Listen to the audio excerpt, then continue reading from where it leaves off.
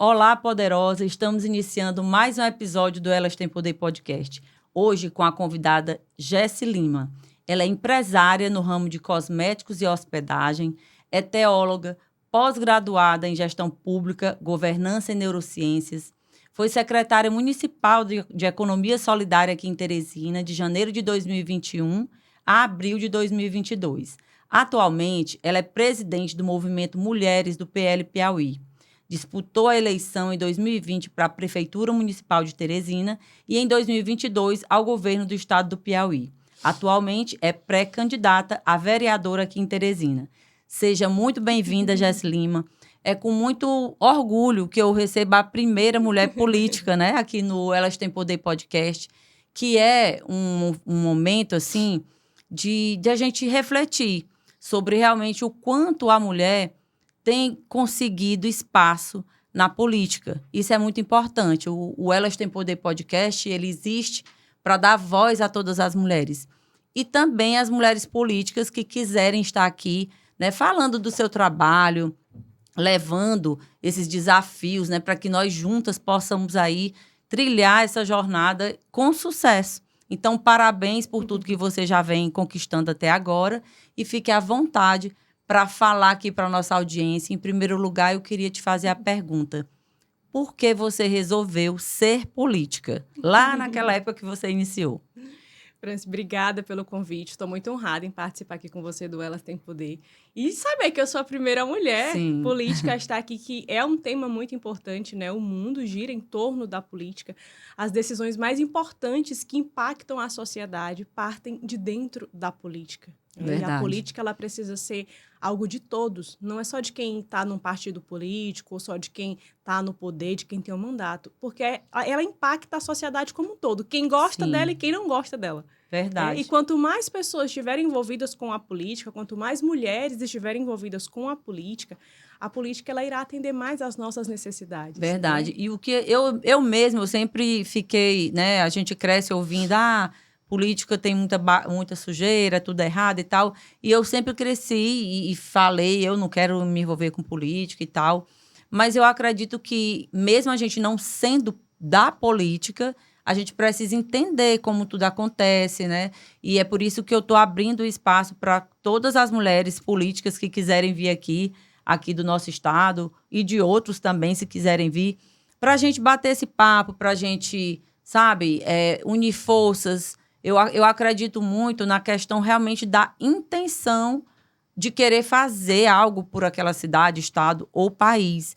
E não em você estar partido A, partido B, partido C. Eu sei que cada um tem seus partidos, sim, mas eu acredito, e uma vez eu até vi numa aula de filosofia, eu vi uma definição do que é a política.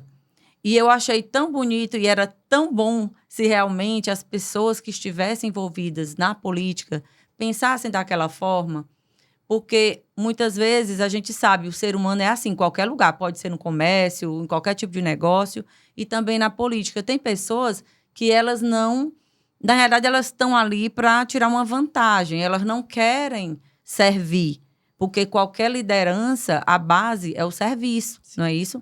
E as mulheres, elas têm muito isso aí de servir. Muitas mulheres já trazem dentro de si essa coisa do servir, do se doar.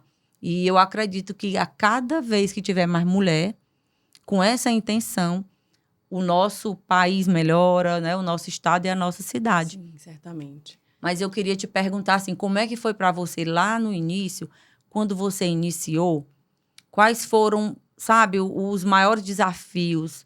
Qual foi a sua maior decepção ou as suas maiores alegrias? Como foi viver aquele processo lá no início, onde você era uma empresária e, de repente, se viu no meio da política, né? Como é que foi esse processo para você, enquanto mulher mesmo, enquanto política, né? Como é que foi isso tudo? Então, eu estou na política há 4 anos. A minha trajetória política se iniciou em 2020. Sim. Curta, né? Sim. Eu estou no processo ainda de aprendizado, que a política ela é uma arte. A política é como uma nuvem. Uhum. Toda hora que você olha, ela está de uma forma diferente, né? Só que há muito esse conflito da política e do período eleitoral. A política, ela não é um período eleitoral. A política, ela acontece de janeiro a dezembro, todos os anos, o tempo inteiro, nós estamos fazendo política, né? Nós somos seres políticos. Sim. Né? Enquanto nós estamos aqui conversando, decisões importantes estão sendo tomadas. Lá em Brasília, aqui em Teresina, na Câmara dos Vereadores, na Prefeitura, decisões que impactarão a nossa vida, mesmo nós não estando lá fazendo parte dessas decisões. Interessante que nós estejamos, né? Que a gente possa opinar. Mas, assim, eu não venho de família de políticos, né? Muito pelo contrário, meu pai é comerciante, então eu nasci dentro do comércio. A minha vida toda foi dentro do comércio. Desde criança, adolescente eu já acompanhava meu pai, eu já estava dentro do comércio, aprendi a arte de negociar ali muito cedo, de vender. Então, muita gente fala, ela conversa muito, ela fala muito, ela se comunica bem porque é a política. Não. Isso eu aprendi dentro do comércio, né? Convivendo com pessoas diariamente. Eu estudava um turno, né? Eu estudava pela manhã e à tarde, geralmente, eu estava com meu pai, trabalhando. Eu sou a mais velha de 4 irmãos. A minha mãe teve que ficar em casa para terminar de criar os filhos, né? Enfim. E foi isso. A minha vida toda no comércio. Com 18 anos, eu fui trabalhar no comércio como funcionária. Porque até então, o meu único chefe tinha sido meu pai. E com 18 anos, eu fui trabalhar de promotora de vendas, de uma operadora de telefonia. Sim. E eu ficava atrás de um balcão de loja, vendendo aparelho, vendendo planos, habilitando linhas, vendendo internet. E ali foi onde eu, de fato, comecei a entender, a compreender o outro lado do comércio. Porque até então era meu pai, né? Sim, o pai, ele era termina mais que cômodo, dá... né? Claro. E comecei a trabalhar a entender o que era metas, né? A ver o cliente chateado, reclamando do serviço. Então, ali eu aprendi muita coisa. Eu tive a oportunidade também de ministrar treinamentos na empresa, para quem estava, operadores que estavam chegando. Eu viajei a algumas cidades do interior do Piauí ministrando treinamento com 18 anos. E ali chegou um tempo que eu entendi que eu já tinha cumprido minha missão e eu saí. E aí eu passei por algumas empresas, eu fui recepcionista de clínica, trabalhei de call center. E até que hoje eu tenho assim, meio que um trauma de ligações, sabe? Quando você é o lá toca, vamos conversar pelo WhatsApp. Quem é mais próximo a mim sabe disso. Trabalhei numa concessionária de veículos. E aí depois eu comecei a montar, com 21 anos aproximadamente, ali 21 para 22, eu montei minha loja. Na verdade, eu comecei a vender produtos de cabelo. Eu comprei um produto, gostei e comecei a vender. Sim. E deu certo. E com isso eu fui montando a minha loja, que completou agora 10 anos. Né? A gente tem uma marca aí, graças a Deus, consolidada no mercado. E hoje está sob a gestão da minha irmã. Eu passei a gestão para ela, porque realmente ficou bem sobrecarregado para mim. A missão que eu estou encarando agora, ela requer muito mais atenção, muito mais dedicação. Mas foi todo esse período ali no comércio. Sim. Né? Entre loja online e loja física. E até aquele momento eu não tinha nenhum contato com a política partidária. É essa diferença que a gente está falando aqui, né? A política de assistir pela TV, de ver pela internet, é uma coisa. Agora, você está afiliada a um partido, você participar das atividades partidárias, é outra coisa. Sim. Né? E ali, em 2019, aproximadamente, a gente teve um movimento na região do Grande de Seu, que era onde eu empreendia naquele momento, e uma decisão política atrapalhou totalmente a minha vida e dos meus amigos comerciantes da região. O prefeito, que era o atual prefeito na época, ele implementou algumas regras lá, como, por exemplo, fechou alguns retornos, colocou sinais que dificultavam o retorno para os clientes, proibiu o estacionamento na lateral das avenidas, encheu a avenida principal do Disseu de carros da Esse-Trans, que multavam as pessoas o tempo inteiro, encheram de radares. Então, isso afastou totalmente os clientes. Muitos tiveram que fechar as portas e nunca mais conseguiram reabrir. Então, diante daquilo, se levantou um movimento no Disseu, né, dos comerciantes, para que isso pudesse se resolver, porque estava nos atrapalhando. E a gente começou a buscar. Então, naquele momento, eu comecei a realmente compreender o que era a política. Porque até então, eu não tinha precisado do poder público. Sim. Eu não tinha precisado de procurar um vereador, procurar um secretário, procurar o prefeito. E no meio daquele movimento, terminou que eu passei a liderar. Não foi, não fui eu que fiz a mobilização, mas do meio para o final, muita gente vai desistindo, né? Algumas pessoas vão esfriando e eu continuei. E eu continuei dando voz àquelas pessoas. Eu já tinha uma movimentação na internet por conta do meu trabalho, da minha loja, das minhas vendas. Eu sempre fui quem coloquei ali a cara, mostrei o produto. E sempre fui um tanto quanto polêmica também, há quem diga. Eu sempre gostei de expressar a minha opinião. Sim. E aí eu senti essa necessidade. E diante de todo aquele embate, a gente não tinha retorno, a gente não conseguia ter acesso às autoridades, eles meio que ignoravam a nossa demanda. E eu falei, eu vou procurar um partido e eu vou compreender o que é a política. Eu quero saber como isso funciona de fato. Eu quero conhecer essa conjuntura política local, de participar, porque perto, de fora, né? É uma coisa, mas você estando dentro é completamente diferente. Então, eu bati na porta de um partido, literalmente, e falei, eu quero me filiar, como é que eu faço? Daí, eu me filiei ao meu primeiro partido, que foi o PSC, e eu fiquei filiada. Isso já no ano de eleição, que era 2020. Continuei seguindo a minha vida, vendendo meus produtos, cuidando das minhas coisas. E aí, num belo dia, o partido ele tinha um pré-candidato a prefeito que, porventura, não se candidatou mais. Ele recuou da candidatura e o partido me convidou. Assim, um convite realmente. Me ligaram e falaram, a gente está indo na tua casa para conversar contigo. Aí eu, tá bom, mas eu não imaginava que era isso. Então, assim, foi um susto muito grande. Eu passei uma semana trancada. Eu fiquei assim... Sabe? Tensa, né? Muito tensa. Eu fui orar ao Senhor, pedir direcionamento, porque eu falei, Deus, isso é muito grande, eu não sei fazer isso. Eu tinha 29 anos na época, eu nunca tinha disputado nenhuma eleição, eu nunca tinha tido esse convívio, né, partidário, e eu recuei no primeiro momento. E aí depois eu fui tendo a compreensão de que ali eu poderia ampliar a minha mensagem para mais pessoas. Eu não tinha nada a perder. Eu falei, eu vou ter visibilidade, eu vou estar na TV, eu vou poder falar, eu vou conhecer mais pessoas, eu vou aprender mais sobre o processo eleitoral. E aí eu aceitei, sem ter a menor noção do que queria acontecer. E eu mergulhei numa das disputas que, ao meu ver, são uma das mais difíceis no que diz respeito à visibilidade, aos ataques. Você fica numa vitrine. E aí começou a eleição e eu fui para o primeiro debate, eu não sabia o nome da maioria dos candidatos.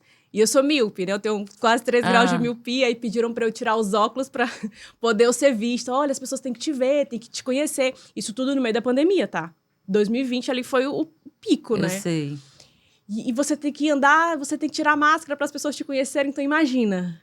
Era muita coisa ao mesmo tempo acontecendo. Mas eu tinha um objetivo muito claro. Eu queria mostrar a minha revolta com a insatisfação da gestão, que era a gestão do momento, e também poder ser ouvida, né? Poder alcançar mais pessoas, poder levar também a dor de muitas pessoas que estavam passando por aquele momento. Em relação ao comércio de Teresina, aí também teve a questão da pandemia, fechamento do comércio, teve todo aquele desrespeito, empreendedores sendo agredidos, as pessoas tendo o seu ganha-pão tirado de maneira brusca e sem amparo. Então, eu fui a voz para muitas daquelas pessoas. E aí eu queria... E nesse tempo você já começou a sofrer, com certeza, eu acredito, ataques dentro da própria política. A princípio, eu fui desacreditada, eu era subestimada. Porque eles olhavam para mim e falavam, eles me viam somente como uma menina. Quem é essa menina? Ela é filha de quem? Ela veio de onde? Quem a colocou aí? Por que não pode? Ela tá aí, alguém tem que ter colocado e não era. Sabe, aquilo que eu digo, é o propósito de Deus, é o tempo de Deus. Sabe, meu pai é um comerciante de bairro, a minha mãe é uma dona de casa. Eu venho de família simples do Grande de Seu. Minha mãe ainda hoje mora na região do Grande de Seu. Mas eu tava ali por um sentimento de revolta, mas também de propósito. Eu tinha um propósito em estar ali, ampliar minha mensagem, levar para mais pessoas, né? Representar a voz de muitas pessoas que não tinham voz naquele momento. E riam, falavam que meu lugar era no Miss Piauí, que eu tinha que ir pro Big Brother, que não era a política, não era meu lugar.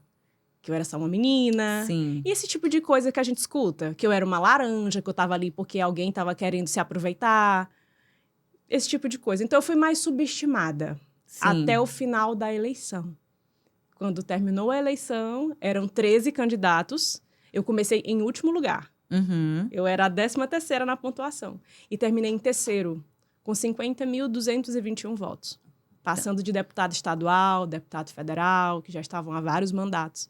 Ou seja, a voz da verdade. E você você atribui esse seu sucesso, o primeiro sucesso, né? Porque já é um sucesso, uma pessoa que não era política, ter entrado já como candidata a prefeita e tal. Você atribui a quê? Você acredita? Você teve suporte, orientação, ou foi você mesmo pelo feeling, na sua comunicação, do seu jeito de ser, da sua personalidade? O que para você, se a gente perguntar assim agora, o que você acha que foi o grande diferencial da Jesse Lima em relação aos outros candidatos que já tinham essa vivência política? Será que foi a novidade? Será que é porque era bonita? Será porque sabe se comunicar? O que você acredita que contribuiu para você chamar a atenção, né, de tantas pessoas e conseguir esse resultado? Franci, eu entendo que é um pouco de cada coisa. A minha estrutura de campanha era muito pequena, provavelmente a menor de todas. E a equipe ela foi se adequando no andar, porque eu já fui lançada ali nas convenções em julho. Uhum. Então, eu não tive tempo de pré-campanha, eu não tive muito tempo de preparo. O meu preparo era no processo. Uhum. Tudo acontecendo e eu fazendo media training e tomando mais conhecimento da situação da cidade. Então, era tudo muito, assim, rápido, né? E tudo muito, algumas vezes, improvisado. Uhum. Mas o novo chama a atenção. Era um rosto novo que era bem diferente o perfil político que eu falava. Como que eu vou para um debate se eu não sei falar como os políticos falam? Sim. E eu acho que isso foi também o diferencial. Falar, né? O que as pessoas querem ouvir. Falar de uma forma que as pessoas conseguem compreender e retratar a dor das pessoas. Sim. O que as pessoas estavam sofrendo naquele momento. E eu digo que a voz da verdade ela é inconfundível. Falar com o coração. Porque você pode ter a melhor oratória, você pode ter um preparo técnico, você pode ter um currículo, mas se você não entender de pessoas, se você não entender de sentimento, se você não realmente entender de relacionamento com as pessoas, eu acho que não vai. Verdade. Então, eu entendo que esse, de fato, foi o diferencial. E você acredita que todo momento, os mais difíceis que você passou, em algum momento você pensou assim, não, para que eu me meti nisso? Eu não quero mais isso para minha vida. Ou desde o início, o tempo todo dá vontade de desistir, né? O tempo todo, porque é muita pressão, assim, é o novo. Né? Você não sabe qual é o próximo passo, você não sabe... E, assim, os ataques, eles vinham de maneira mais branda, mas tinham... Então, você enfrentar o seu adversário numa distância que eu tô aqui, pra você, às vezes, olhando o olho no olho, né? E colocar o dedo na sua cara e dizer, você não tem preparo, você é muito jovem, sabe? E, às vezes, isso a gente estremecia. Então, ter o controle emocional é bem difícil. Então, aquilo te desgasta muito, sabe? Um debate, ele dura, às vezes, 2 horas. Então, você não sabe o que... porque é sorteado na hora a pergunta. Você não sabe o que vão te perguntar. Consequentemente, você não sabe o que vai responder. Você não sabe como que o teu adversário vai reagir. Se ele vai te atacar, se ele vai te fazer uma pergunta propositiva, se ele vai inventar alguma coisa. Pois é. Vai criar uma história para te desestabilizar. Porque esse é uma das principais estratégias. É te desestabilizar. É atacar no teu emocional, é atacar no teu caráter, é atacar na tua intimidade, para realmente te tirar a tua atenção. Quando, na verdade, né, foi bom você falar nisso, esses candidatos todos os candidatos que vão para um debate, o ideal era eles irem lá para falar das propostas que eles têm. Mas eu observo quando eu assisto, porque eu só assisto os últimos debates, sempre eu só assisto os mais calorosos, né? Parece que cada um está ali preocupado em derrubar o outro. E por isso que eu digo, enquanto a política, né, as pessoas não tiverem esse bom senso de que, ok, eu quero realmente entrar nisso, eu quero servir de alguma forma, eu tenho preparo para isso, que eu acredito que também foi uma das coisas que possa ter chamado a atenção das pessoas, é que você conseguia se comunicar bem, né, falar coisa com coisa. Tem gente que não fala, uma pessoa pergunta uma coisa, ele já vai atacando ali no que o outro deixou de fazer, mas ele mesmo não fala nada.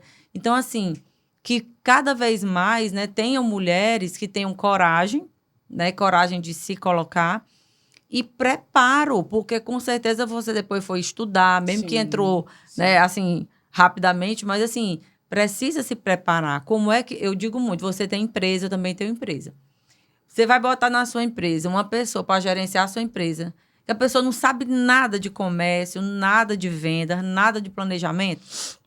E o que acontece que a gente vê muitos candidatos aí, né, seja para vereador, prefeito, seja o que for, que não tem a menor condição de fazer uma gestão daquela cidade, daquela secretaria, seja do que for.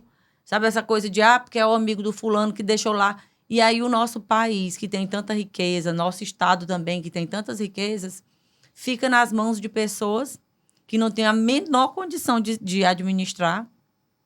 E aí a gente vê o que a gente vê, né? Saúde péssima, segurança péssima, tudo péssimo. Ruas nem se fala, né? Quando chove, a confusão. Então, assim, como é importante a gente, como mulher, e eu digo muito, eu não tenho raiva dos homens, eu adoro os homens, eu tenho ótimos homens que me acompanham na minha vida, né? Na minha equipe, meu marido.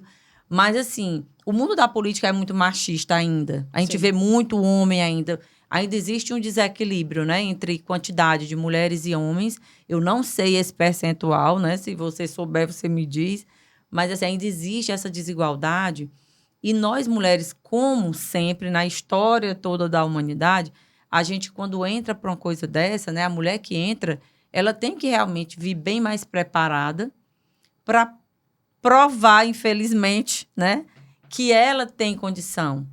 E como é importante a gente ter essa consciência. Sim. De que se realmente for, é para não passar vergonha, pelo amor de Deus. Né? Porque também a gente vê mulheres que não têm preparo na política. Sim. E aí, quando eu falo que eu sou a favor de mulher, que elas têm poder e tudo mais, mas é a mulher, dentro do que ela vai se propor a fazer, que ela vá realmente capacitada para aquilo. A gente nunca está 100% pronta. Mas é importante se preparar. Sim, então, perfeito. Depois dessa primeira experiência, o que você foi buscar? Né? Então, você falou sobre a questão da falta de preparo de muitos dos nossos representantes. Sim. Essa semana eu participei de um debate numa associação de moradores da nossa cidade. E esse debate era sobre a questão da saúde. O que fazer, como pressionar as nossas autoridades, porque está faltando seringa, está faltando algodão, está faltando soro. As pessoas estão morrendo por conta de itens básicos. E aí a gente questionou e a gente chegou à conclusão lá, isso com representante de várias associações, que nenhum dos 29 vereadores estavam engajados em resolver o problema. Porque o que acontece? A Câmara dos Vereadores, ela tem como principal função, principal objetivo, fiscalizar o executivo. Uhum. Ou seja, fiscalizar se a prefeitura está abastecendo os hospitais, abastecendo as UBSs e as UPAs com o que precisa ser o básico, né, necessário para atender a população. E aí a gente se questionou, eu digo, gente, e aí? A gente votou nesses vereadores, esses vereadores estão lá, ninguém pressiona, ninguém cobra, nada, e vão ser reeleitos? Pois é. Com esse tanto de pessoas que estão morrendo, que estão tendo a sua saúde agravada por conta de irresponsabilidade. Porque eles não estão exercendo a função deles de cobrar, de legislar, que é o mínimo que eles podem fazer na Câmara dos Vereadores. Então, a gente precisa escolher bem os nossos representantes, a gente precisa escolher pessoas não só que têm currículo, né? Porque a teoria é uma coisa, quer fazer, mas né? que quer fazer, e as pessoas precisam cobrar, tirar os nossos políticos de um pedestal e entender que os políticos, os nossos vereadores, eles são representantes do povo. Eles recebem para representar o povo. Precisa se cobrar. Você sabe, você tem empresa, você é empresário, a gente precisa estar constantemente cobrando os nossos colaboradores. Porque se a gente deixar de cobrar, o que acontece? As coisas começam a desandar. Começa a desandar. Agora, assim, a população em si, eu fico impressionada. Eu não sei se isso acontece só no Brasil ou se em todo o país do mundo é da mesma forma. Mas as pessoas, parece que elas vivem anestesiadas. Eu não sei. Ou então, cada um olha para o seu próprio umbigo. Por quê? Na época de eleição, que é a única época que se fala, né? Em política, depois esquece. E a política é o tempo todo. A política é o tempo todo. Eles fazem assim. Não, eu vou votar no fulano porque ele vai me dar uns telhas lá para eu botar na minha casa. Eu vou votar no outro lá que ele vai arrumar um emprego para minha filha, não sei para quem. E não tem essa consciência do geral, do macro, né? Sim, mas ele vai me dar isso, mas e o que é que lá na frente ele vai fazer ou vai faltar para mim? Então, o que a gente poderia fazer enquanto população, enquanto cada um do seu jeito, para que essas pessoas, né, eu não sei, essas reuniões que vocês fazem nas comunidades, para que elas abrissem a mente para isso. Eu vejo gente na folia, aí é o comício, é não sei o quê, aí eles vão lá brincar, não sei o quê, ganhou ali R$100, não sei o quê. Depois estão morrendo nos hospitais porque não tem um atendimento, né? Depois estão sendo assaltados toda hora porque não tem segurança, não tem uma creche para botar o filho. Isso reflete muito a situação do nosso estado. O Piauí é um dos estados, se não o mais pobre do Brasil. Sempre está ali, ou Piauí, ou Maranhão. Mas o fato é que hoje, por exemplo, o Piauí, ele tem mais de 50%, se você for comparar a quantidade de pessoas com carteira assinada e a quantidade de pessoas que recebem, que vivem de auxílio, é o dobro. É mesmo. Então, isso reflete muito a questão também da educação, Sim. A economia, porque o nosso estado, economicamente falando, ele não está avançando.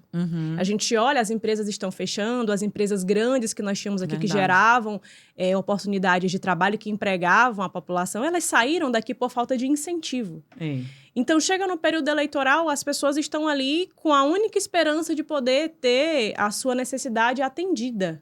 É o momento que o candidato ou o pretenso vereador está ali pertinho delas. Então, elas pensam, aqui vai ser a única oportunidade que eu vou ter de estar perto dele, então eu vou aproveitar. Então, é toda uma situação, uma conjuntura que ela precisa ser mudada. É de cima para baixo, a gente precisa educar as nossas crianças, educar os nossos adolescentes ali na base, para que eles possam ter compreensão do que é a política, do que é o Estado, da responsabilidade, da função dos poderes executivo, legislativo, judiciário. E isso a gente sabe que não acontece.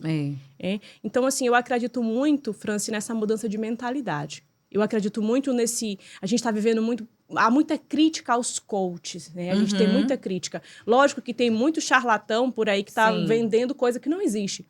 Mas essa mudança da mentalidade que o movimento do coach tem criado no Brasil é algo incrível, ao meu ver, porque ele mostra para essas crianças, para esses adolescentes, que eles podem mais, que existe algo além daquela realidade que eles estão vivendo. Então, com isso, eles vão buscar crescer, buscar se aprimorar, estudar, se capacitar e sair daquela situação. E eu vejo que a solução é essa, está na mente.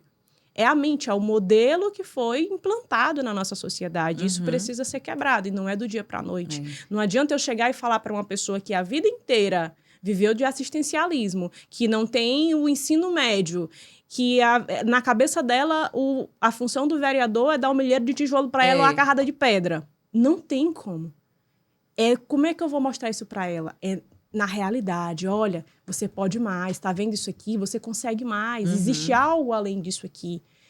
Mas é um processo que a gente precisa trabalhar, não é um trabalho fácil, não adianta tem que ter interesse de quem está... De quem está na base, de quem está no sistema. E que não é de interesse da grande maioria. Porque manter a população na pobreza é mais fácil. É mais fácil para você dominar, é mais fácil para você manobrar essas pessoas. É mais fácil você chegar para comprar um voto de um empresário ou de uma pessoa que não tem um emprego. Com certeza, né? Enquanto tiverem pobres, eles terão um pai para sustentá-los. E é isso que a gente precisa escutar e ampliar. Por isso eu estou abrindo aqui as portas do Elas Têm Poder Podcast para trazer pessoas que queiram falar e instruir. E você que está aí assistindo, se você está achando interessante essa conversa, compartilhe. Deixe aí o seu like, deixe o seu comentário, faça a sua pergunta, que na medida do possível a Jessi vai responder, né? Vai lá e vai responder no chat.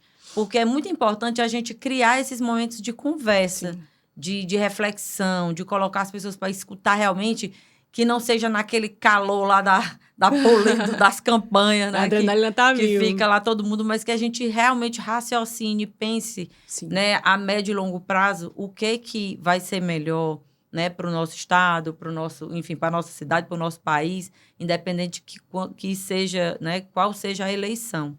Mas falando aqui da parte, né, que cabe às mulheres, que políticas públicas você acredita que são essenciais, que são muito necessárias e que ainda não estão sendo implementadas, ou então que até estão, mas ainda precisa melhorar, para que realmente as mulheres tenham, né, vamos dizer assim, uma visibilidade, um cuidado, um apoio que elas precisam, né? As mães, por exemplo, que precisam trabalhar e não tem onde botar os filhos?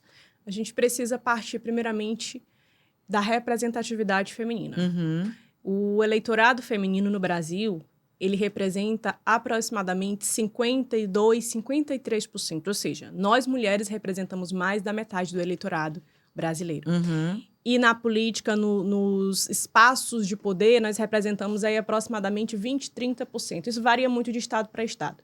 Vou te dar um exemplo, por exemplo, do Piauí. Nós não temos nenhuma mulher como deputada federal. Nós tínhamos apenas uma, que saiu para exercer um outro cargo. Então, todos os representantes são homens. A Câmara Federal. Como é que a gente... Né? Como é que homens vão fazer leis, enfim, projetos para mulheres? Os homens fazem projetos voltados para a visão dele de mundo. Eu vou dar um exemplo aqui bem claro.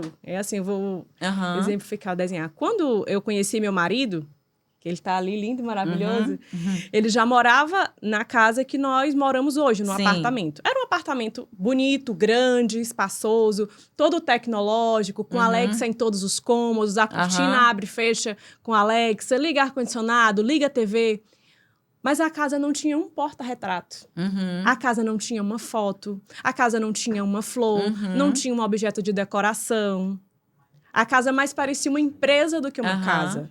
Então, a partir do momento que eu cheguei, o que foi que eu fiz? Trouxe uma flor, coloquei um jarro de flor aqui, peguei uma maquininha de foto que ele tinha imprimido várias fotos nossas, foto minha, dele, foto da mãe dele, foto do avô, foto dos cachorros. Coloquei na geladeira, enchi a geladeira de imã, coloquei quadros na sala, mudei as coisas de lugar. Tinha um painel lá que era cheio de treco dele, que ele acumulava em cima. Eu digo, vamos limpar, que isso aqui é uma poluição visual terrível.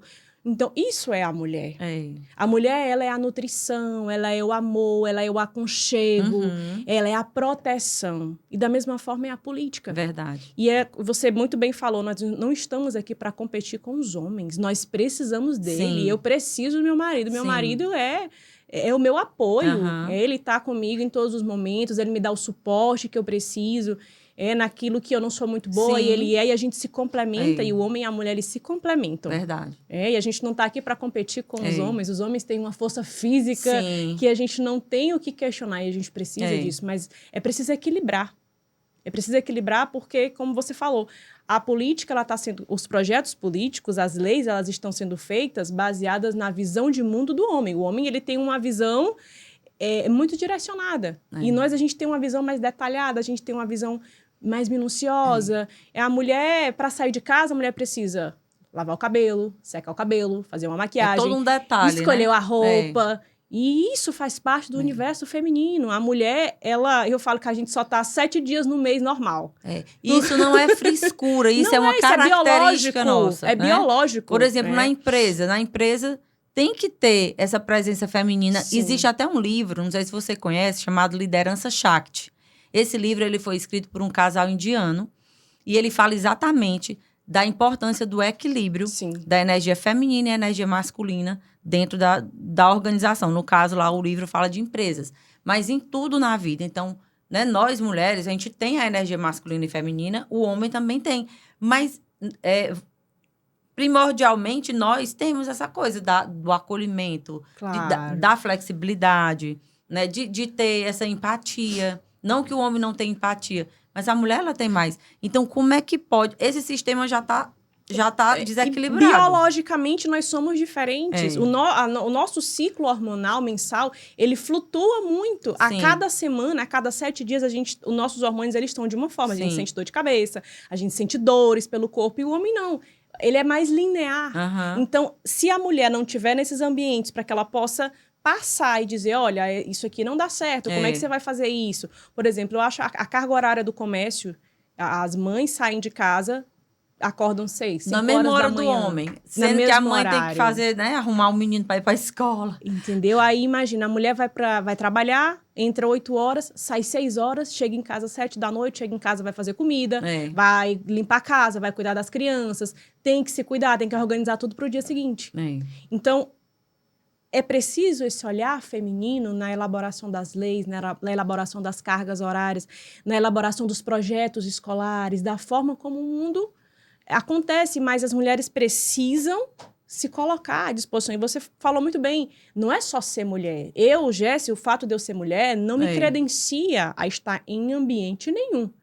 Eu preciso estar capacitada, né? Eu preciso buscar, sempre estar me aprimorando, tendo conhecimento, entender como é que as pessoas pensam, ter sensibilidade. A gente precisa ter sensibilidade e empatia para compreender a dor do outro. Às vezes a gente não vai sentir, de fato, a dor do outro, mas compreender a dor do outro, né? E eu acredito que com isso a gente vai conseguir ter uma sociedade muito melhor, muito mais justa.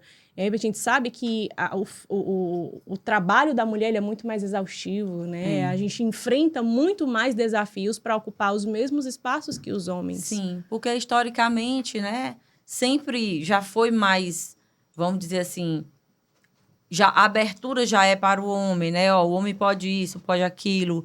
A mulher, né, dentro da própria política, eu li que foi 1900 e eu sou péssima de data. Tem alguma coisa que a mulher teve o direito de votar? 1900, eu já vi isso, mas esqueci. Depois a gente coloca aí para vocês. Mas, enfim, há pouco tempo, se for comparar homem e mulher, a mulher adquiriu esse direito de voto. Né? E como é que a gente está utilizando o nosso direito de voto? Para que mulher você está dando o seu voto, para que homem, enfim. Mas, assim, quando for votar em mulher, não vote só porque é mulher. Vote entendendo se essa mulher tem capacidade. Mas a mulher precisa votar mais em mulher. Mas a mulher precisa votar mais em mulher. Vota em mulher. Vota em homens. Outro dia eu estava conversando aqui, como ginecologista, né? Existem ginecologistas homens, obstetras também muito bons, e existe mulher. Mas por que eu vou num ginecologista homem se a mulher ela vai entender melhor? O que eu sinto, se eu tô com a cólica, se eu tô, né, grávida, enfim. Então, assim, não é discriminar, mas é entender que, de repente, aquela mulher vai entender melhor o que eu tô sentindo, porque ela já sentiu, porque ela passa por isso. E a gente precisa de mulheres que cuidem, né, da nossa cidade. Sim. Imagina uma mulher prefeita. Se essa mulher realmente ela é capacitada... O que foi, Vitor? Levantar um pouquinho o microfone. A gente pode falar aqui, porque podcast é assim, né? Levanta aqui. Quer que ela levante? Tá bom? Então, imagina uma prefeita, que essa prefeita ela é uma mulher. Eu estou falando em prefeita aqui no momento, né? Mas, enfim, vereadora, seja o que for. Que é uma mulher que ela é capacitada e que ela genuinamente quer ajudar aquele lugar, aquela cidade, se for... né, o governador ou o estado, se for o presidente o Brasil. Como isso vai ser melhor? Vou te trazer uma curiosidade. Teresina, ela recebe esse nome por conta da imperatriz Teresa Cristina.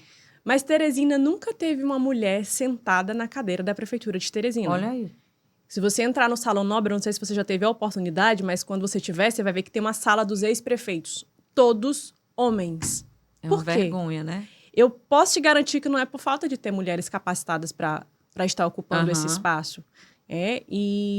Então, vamos usar o nosso poder agora, né? Por quê? Mostrar essas mulheres aí no mundo e mulheres que estão aqui assistindo. As que são aqui de Teresina, né? As que estão aí em outras cidades. Olhem os candidatos, né, que estão na sua cidade e vamos priorizar, vamos votar nas mulheres que têm capacidade de estar lá.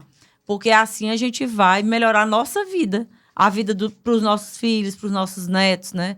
Eu digo muito, uma mulher, quando ela pega uma coisa que ela diz assim, eu vou cuidar disso, realmente ela cuida e ela consegue, né? E por que a gente vai... não, vou naquele ali, que aquele é mais experiente. Sim, mas você já deu oportunidade para outro? Não, né? A política, a gestão pública não é sobre experiência. Se a gente for falar de experiência, vamos olhar para o estado do Piauí. O estado do Piauí, e aqui eu falo de maneira bem sem paixão política. Sim. Mas o nosso estado ele é governado pelo mesmo grupo político há mais de 2 décadas. E o Piauí continua sendo um estado muito pobre. Exatamente. E a gente vê que nós não estamos avançando. Nós estamos regredindo. A gente está perdendo empresas, a gente tem pessoas desempregadas, a gente tem fome no no interior do estado. E a situação econômica do Piauí não é bacana, não é legal. Eu fico com vergonha, na realidade, né, dessa de situação. ser um estado conhecido por ser o estado mais pobre. E não é a publicidade que vai mudar a realidade do nosso estado. É o povo ter realmente dignidade, as pessoas terem condição de ter a sua fonte de renda, de ter sua dignidade, de poder pagar suas contas, né? Escola para os filhos, educação, para que o nosso povo, para que as pessoas do nosso estado, do Piauí, não precisem sair daqui, deixar a sua família, deixar a sua casa, deixar tudo que construiu para buscar oportunidade em outro estado. E a gente vê que isso é algo que acontece constantemente. E nos últimos anos, um dado muito curioso, eu não tenho o número correto agora, mas eu estava lendo sobre isso, que o Piauí ele diminuiu o número populacional, porque as pessoas estão saindo daqui para outros estados. Deixando pai, deixando mãe, deixando às vezes filho, para buscar oportunidade. Então a gente precisa mudar essa realidade. E como? Fazendo com que as pessoas, primeiro, compreendam o que é a política e a importância. França, a política, ela influencia tudo na nossa vida. Quando você saiu de casa para vir para cá, você provavelmente deve ter caído dentro de algum buraco. Se não caiu, desviou do buraco. Isso é política. Buracos. Por que o buraco está ali? Porque alguém não reclamou para o seu vereador, não reclamou para o superintendente da região, porque o vereador não pressionou o prefeito, porque o prefeito não está sendo cobrado para tapar aqueles buracos que está ali correndo o risco de rasgar o pneu do seu carro, provocar um acidente, te causar um dano financeiro e material. Isso é política. E a gente está lá pagando os impostos, né? Mas a gente está escutando o quê? A boa parte das pessoas dizendo, eu não gosto de política, eu não suporto política. Mas a política está na sua casa. E quanto mais pessoas disserem que não gostam de política, mais quem está no poder vai se perpetuar e continuar fazendo da forma que quer, porque não tem quem cobre. Verdade. Se todo mundo começar a pelo menos compreender, a entender a responsabilidade de cada cidadão com a política... Né? E começar a pressionar os nossos representantes, a coisa muda.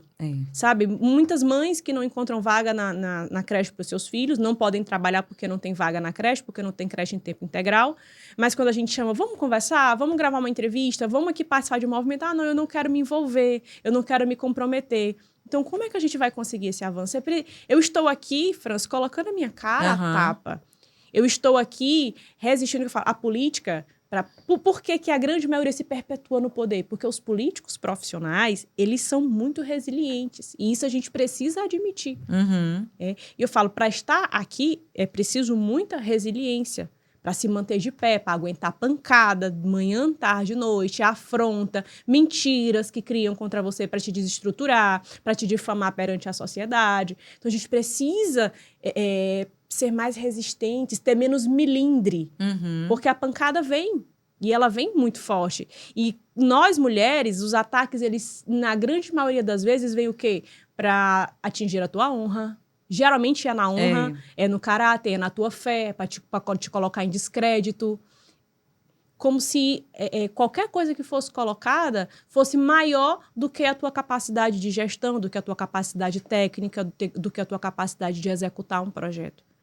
Entendeu? Então, expõe muito a nossa beleza, fazem muitas comparações entre uma mulher e outra, entre uma política e outra. Então, é bem mais pesado.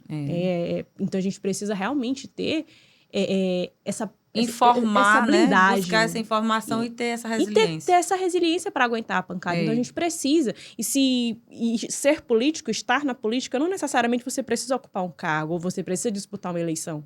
Participar de debates, participar de rodas de conversa, participar de ambientes onde você possa emitir a sua opinião de alguma forma, na elaboração de um projeto, na elaboração de um orçamento público. Tudo isso é política. E é preciso que a população, que a sociedade compreenda a importância. Por exemplo, se você vai no supermercado e tá lá, o arroz está caríssimo. Eu fui essa semana no supermercado e cada CPF só podia comprar 3. Eu falei, gente, que é isso? Caríssimo, e só posso comprar 3. Isso é política. A gente precisa se informar mais mesmo, né? Estudar. Tem algum curso, alguma coisa que o leigo, que não é político, que não quer ser candidato à política, tem alguma coisa que a gente... Sempre tem. Você der um Google lá, o que é a política? Como o cidadão pode se envolver ou contribuir com a política? Tem muito material, tem muita coisa bacana no YouTube, tem muita coisa bacana no Instagram, tem muita gente que tá ali com o objetivo realmente de capacitar a população, mas eu acho que falta mais mesmo interesse, porque conteúdo tem. E como é que você nesse tempo, porque aí você fez, primeira vez você se candidatou a prefeita, sim, né? Aí depois a governadora, né? Como é que foi naquela época? Qual foi o resultado? Porque eu olhei hoje também, mas já me esqueci, que é muita informação. Mas assim, você também foi bem, né? Na campanha e tudo, no resultado final. 2020 eu fiquei em terceiro lugar, com 50.221 votos. 2020 eu era subestimada, ninguém acreditava, é só a menina, deixa a menina aí. 2022 já foi bem diferente a situação, porque eu já tinha esse recall da eleição, sim, eu já vinha de uma secretaria, eu fiquei 1 ano e 4 meses como secretária municipal de Economia Solidária, foi minha primeira experiência com a gestão pública, fizemos um trabalho excelente na Secretaria de Economia Solidária, incentivamos os microempreendedores, realizamos feiras, trouxemos o orçamento de Brasília para ser investido na Prefeitura de Teresina, movimentamos a cidade, capacitamos os empreendedores. 2022 já era bem diferente porque eu já era uma ameaça. Então, eu tive minha candidatura impugnada, eu passei por um processo terrível de difamação por parte de candidatos, por parte de páginas, de blogs. Então, assim, eu praticamente... é uma coisa tão triste, né? Terrível, porque, assim, existe uma frase assim, quando Pedro fala de Paulo, sei mais de Pedro do que de Paulo. É alguma coisa assim, né? Então, assim, um político, ele poderia ter vergonha, como homem, né? De fazer um ataque dessa forma a uma mulher, seja qual fosse essa mulher. Tem espaço na imprensa para ter esse tipo de postura. Mas isso é a política. É triste, porque, sinceramente, eu olho para um homem desse que fala isso... Eu já não acredito muito nessa criatura. E quando vem de outra mulher? Pior ainda. Porque, assim, se você não gosta, eu digo muito. Você tem todo o direito de gostar ou não gostar de alguém. Mas você não pode falar para aquela pessoa, né? Aquilo que você não gostaria que falassem sobre você. Então, é o respeito. Independente de você ser amicíssima ou não daquela pessoa, é uma mulher ou é um ser humano. Né? Tem vida, tem uma família, tem família, né? Tem então, sentimentos, tem os seus problemas. Assim que a gente chegou aqui no Piauí para montar a nossa primeira empresa, eu me lembro que a concorrência também na época fazia muita coisa que não era legal. Mas lá dentro da nossa empresa, a gente nunca orientou nenhum dos nossos vendedores, nenhum dos nossos colaboradores a sair falando mal da concorrência. A gente sempre dizia, vá lá e faça o seu trabalho, mostre o que você sabe fazer, o que a gente tem para oferecer e pronto. A gente nunca sabe o dia de amanhã. Pois a vida, ela é uma roda, ela gira e ela gira muito rápido. Gira muito, E aí tem também essa coisa da política, de hoje você tá num partido, amanhã tá em outro. Sim. Como é isso? Explica pra gente, porque na realidade eu sou realmente leiga nesse assunto. Eu entendi já, né, agora eu já tenho um pouco de entendimento de que às vezes é necessário, sim, porque estrategicamente, para você conseguir alguma coisa, algum resultado. Mas como é que isso funciona? Até para a mulher que está aqui assistindo, entender. Porque uma vez uma pessoa me falou assim, eu gostava daquela candidata, mas aí depois eu já não deixei de gostar, porque ela era de um partido, partiu para o outro, foi para o outro. Então, eu quero entender que você fale até para a audiência por que, né, que esses movimentos acontecem. Hoje eu tenho um mínimo entendimento disso. Antigamente também eu não tinha. Eu achava que era assim. Você tinha que ficar... Se você era de um partido, você tinha que passar a vida toda naquele partido. Porque se você fosse para outro, você estava virando a casaca e tudo mais. Mas como é que acontece? Por quê, né, que acontece? Para que a gente entenda aí um pouco. Então, a lei eleitoral, algumas diretrizes, a legislação, ela muda muito de uma eleição para outra, né? Agora, em 2024, o número de partidos ele reduziu bastante. Porque os partidos pequenos eles estão deixando de existir. Que é o que a gente chama de cláusula de barreira. O partido que não atingir determinada quantidade de votos, ele para... Não existe mais. Sim. Ele não recebe fundo eleitoral, então ele não consegue sobreviver. Sim. E aí tem a questão do quociente eleitoral, no caso de uma disputa proporcional. No caso de 2024, a gente vai ter eleição para vereador e prefeito. Né? A disputa proporcional para vereador. Então, o partido ele precisa ter uma somatória de uma quantidade X de votos, somando os votos de todos os candidatos. Então, somando o voto de todos os candidatos, se ele atingir ali o quociente, ele elege um.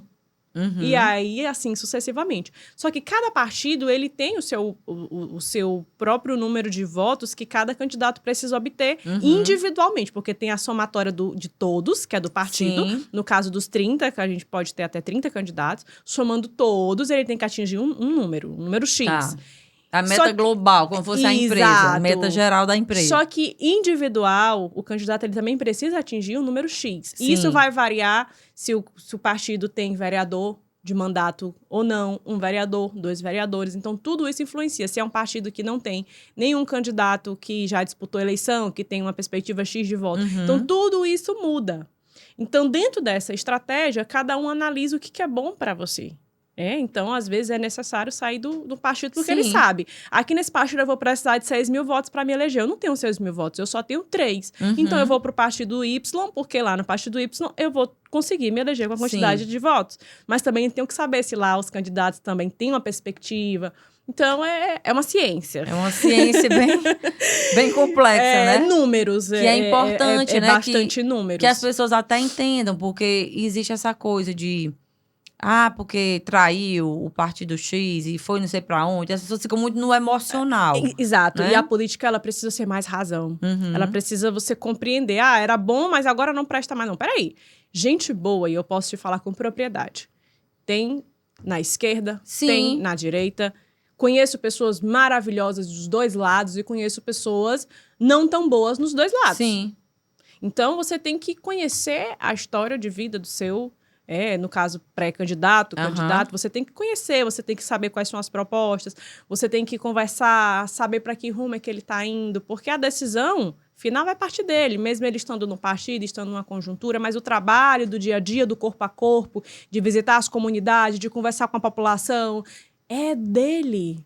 Mesmo que ele esteja numa sigla partidária, mas o trabalho mesmo do dia a dia é do vereador, no caso do legislativo. Eu sei. Então, você tem que saber, ele tem habilidade com pessoas, ele vai te receber, a equipe que trabalha com ele é receptiva, são pessoas gentis, como é a visão dele, como é que ele entende, ele vai trabalhar para o todo, ele vai trabalhar para as minorias, qual é a bandeira desse candidato, o que ele carrega para si, aquilo que é pujante no coração dele. Então, isso, para mim, ao meu ver, é o que tem que ser primordial na escolha.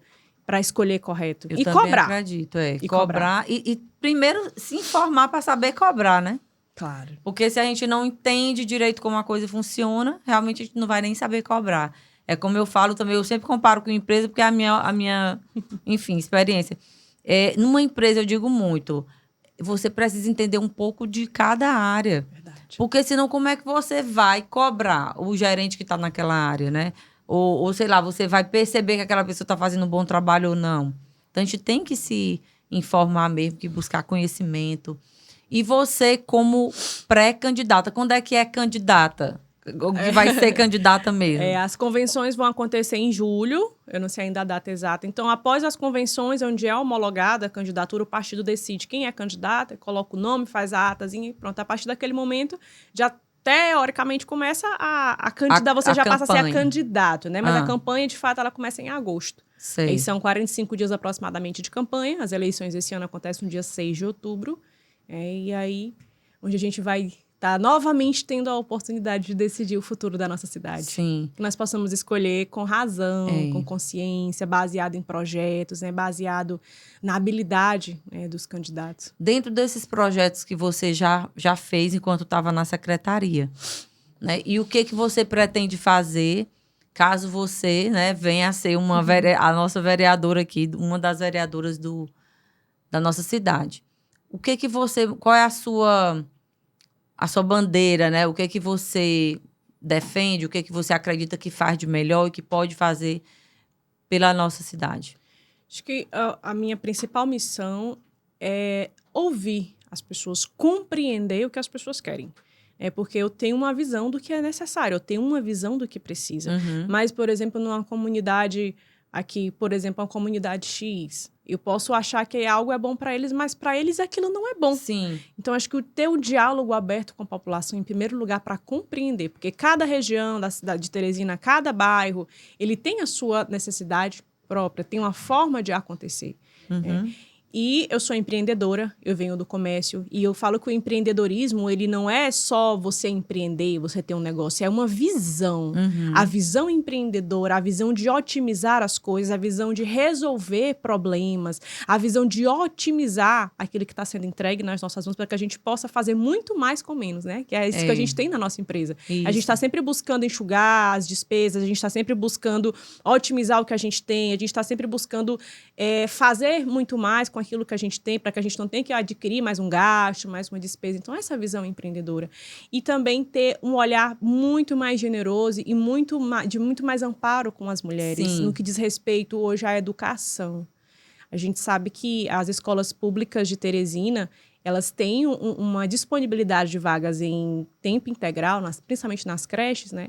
Abaixo da necessidade. Então, muitas mulheres hoje estão deixando de trabalhar, estão deixando de estudar, estão deixando de se qualificar, porque não têm onde deixar os seus filhos.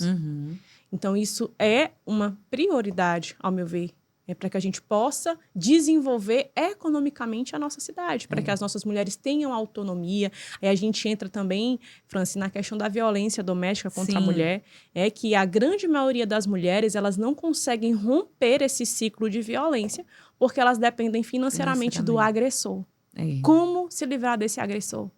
Estudando, se qualificando, tendo a sua própria renda. Então, a gente precisa abraçar essas mulheres. Sabe, eu já precisei me dirigir a uma delegacia da mulher. E eu posso lhe afirmar, precisa melhorar muito.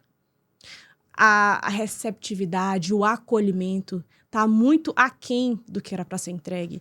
Sabe, você romper ali com aquele medo, romper com aquela barreira de se dirigir até uma delegacia. Você até chegar o constrangimento, num local, é terrível, é muito constrangedor. Então, você chega num local, das 3 delegacias que eu tive a oportunidade de estar, não estavam preparadas para receber uma mulher que foi agredida, para receber uma mulher que foi vítima de uma ameaça, para receber uma mulher que tá com medo.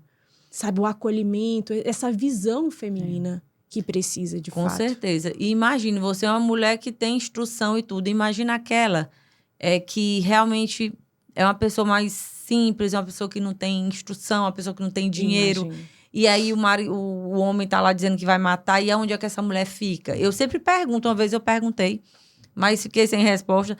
Aonde existe um lugar seguro para essa mulher estar com uma estrutura? Porque o documento que o homem tem que ficar não sei quantos metros lá longe, mas e aí a mulher volta... Quem fiscaliza? Quem que pede? Fiscaliza? E aí eu entro aqui também já num tema que é do aborto. Hoje a gente vê uma campanha maciça do governo federal em prol do aborto. Como se o aborto fosse a solução para o problema da mulher. E a gente sabe que não é. O aborto, ele é uma solução terrível.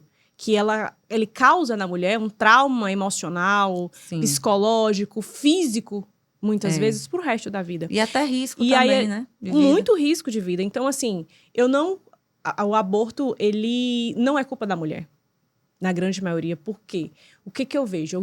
Eu tive a oportunidade de conhecer, de ter pessoas próximas a mim que tiveram que optar por um aborto. As mulheres que optam pelo aborto, na grande maioria das vezes, são mulheres de baixa renda, que se vê numa situação ali que diz, meu Deus, eu já tenho que viver com um salário mínimo e a minha casa falta tudo, eu passo necessidade. Com uma criança, como é que eu vou fazer? Ela tenta ir num postinho para fazer um pré-natal, não consegue, é tudo muito difícil. E ela pensa, eu vou deixar essa criança onde para trabalhar? Não tem vaga na creche. Onde é que eu vou viver com essa criança? E eu não vejo essa campanha em prol da vida. Essa campanha de dizer, mulher, não aborte, porque você vai ter escola para colocar o seu filho, você vai ter um acompanhamento pré-natal e pós-natal de qualidade, você vai ter o amparo do governo, você vai ter toda a assistência que você precisa. Por quê? Porque tirar a vida de um bebê, fazer uma campanha pro aborto, é muito mais barato do que entregar a dignidade, do que entregar... esse amparo para a mulher. E eu fico muito triste com isso, sabe? Uma mulher, ela não encontra com facilidade, por exemplo, se ela for no hospital público, um DIU para fazer um implante, uma laqueadura. Eu conheço mulheres que têm 3, 4, 5 filhas que não conseguem fazer uma laqueadura. Mas se porventura precisar de um aborto, ela consegue. Então, assim, os valores totalmente investidos. E a mulher que às vezes tem pouca instrução, não tem conhecimento, ela se vê naquela situação grávida e ela vê uma campanha que diz, mulher, o aborto é um direito adquirido. Aí ela ainda, é um direito meu, então eu vou abortar. E a partir do momento que ela faz aquilo, que ela se dá conta do que foi que aconteceu com a vida dela, já é tarde.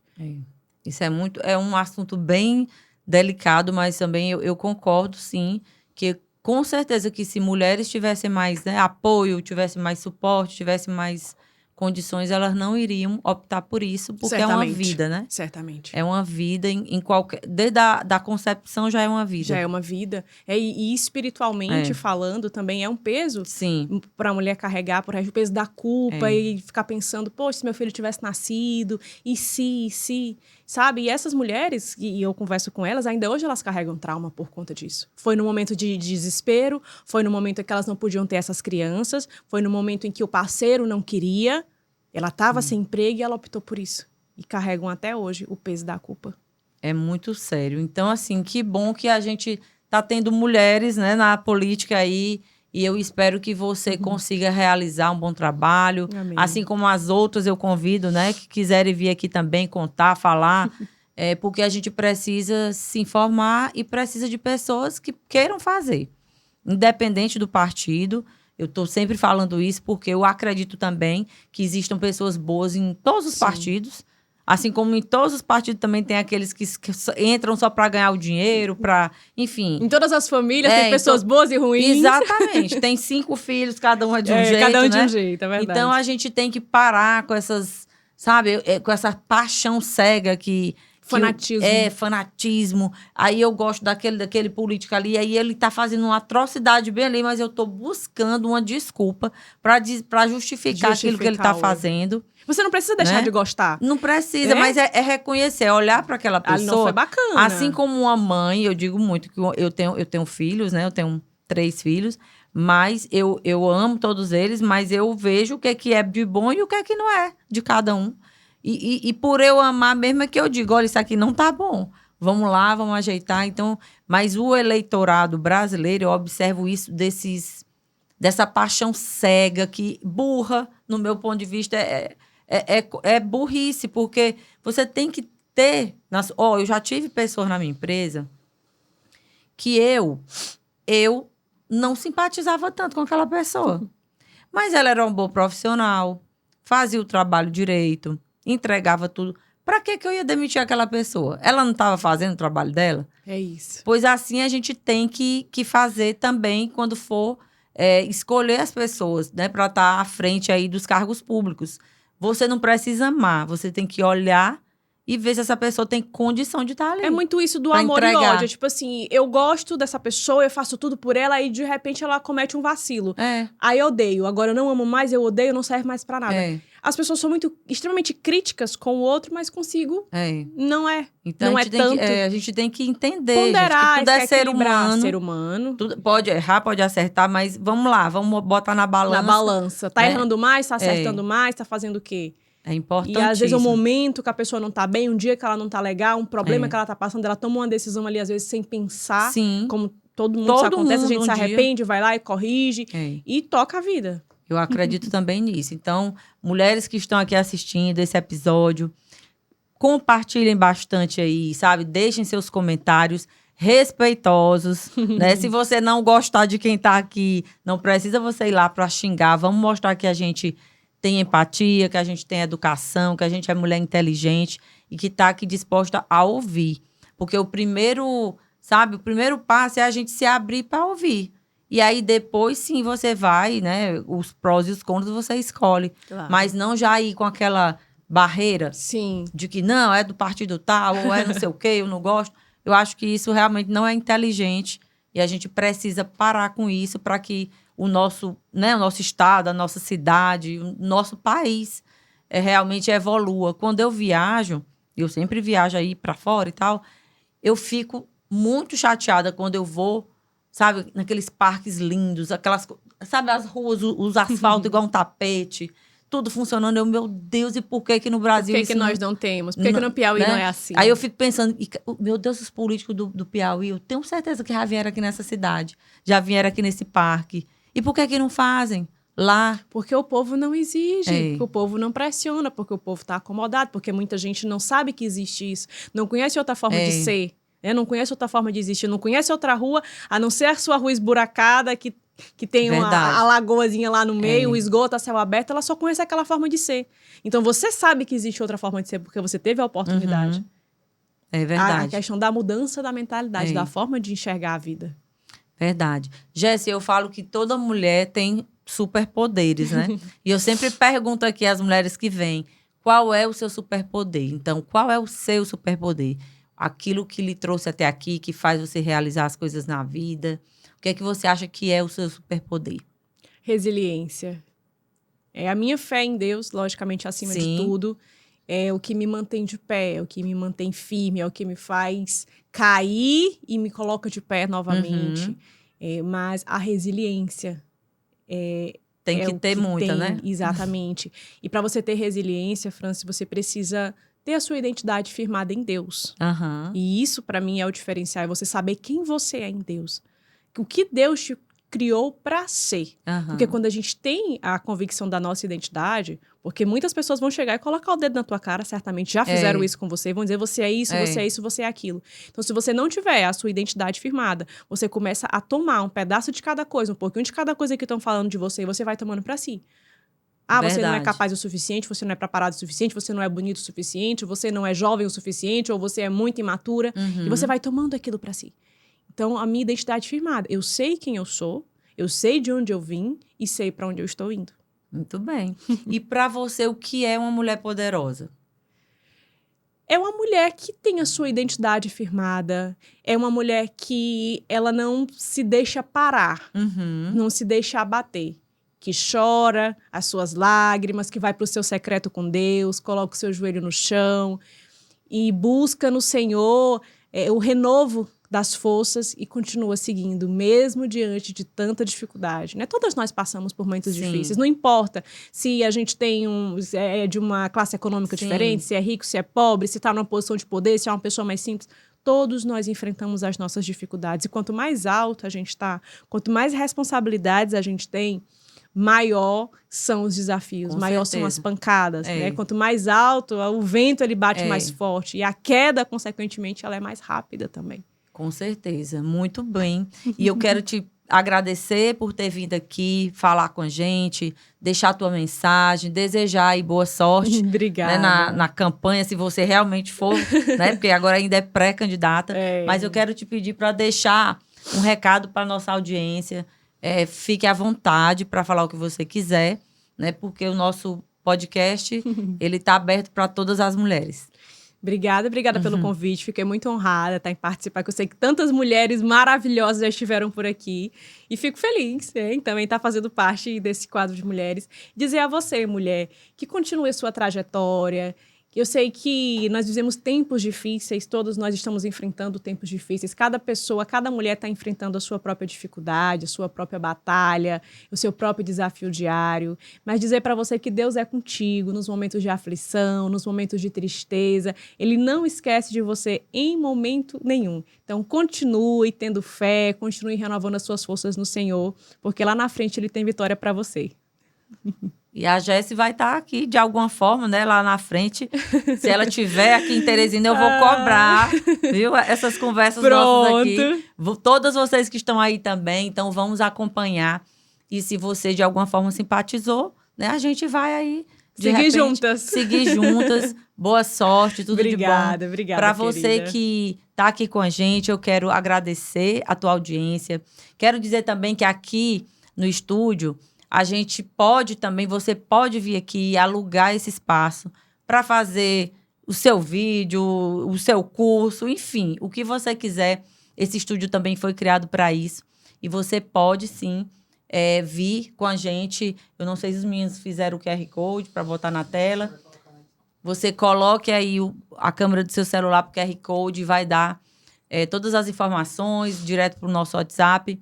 E você pode estar aqui, de repente, se você é uma mulher também que está na política, quer vir aqui, né, contar a sua história, quer vir aqui fazer o seu próprio podcast ou algum vídeo, a casa está aberta, seja bem-vinda. E a gente se encontra na próxima quarta-feira em mais um episódio do Elas Têm Poder Podcast. Um abraço e até lá.